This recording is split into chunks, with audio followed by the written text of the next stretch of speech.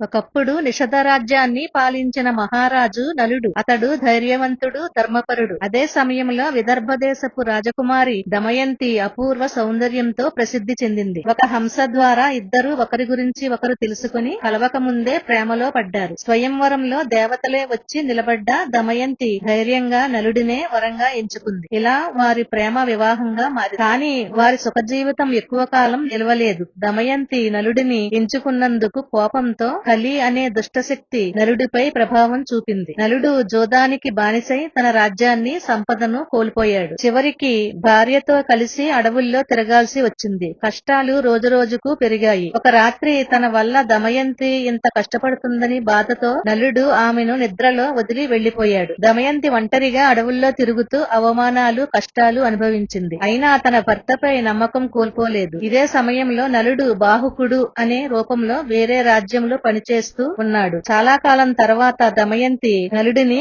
బాహుకుడి రూపంలో గుర్తించింది. కానీ అతను నలుడని ఒప్పుకోడని ఆలోచించి తెలివిగా నలుడికి మాత్రమే తెలిసిన కొన్ని ప్రశ్నలను సంధించి తెలివిగా నలుడి దగ్గర సమాధానాలు రాబట్టింది. నలుడు తన తప్పులను గ్రహించి ఆనంద బాష్పాలతో దమయంతిని కౌగిలించుకున్నాడు. తరువాత నలుడు మళ్లీ జోదంలో గెలిచి తన రాజ్యాన్ని తిరిగి పొందాడు. వారి ప్రేమ చివరకు విజయవంతమైంది. నిజమైన ప్రేమ కష్టాల్లో పరీక్షించబడుతుంది. సహనం, నమ్మకం ఉంటే చివరికి విజయం తప్పదు. ఇలాంటి మరిన్ని వీడియోల కోసం మా ఛానల్ ను సబ్స్క్రైబ్ చేయండి, లైక్ చేయండి, షేర్ చేయండి.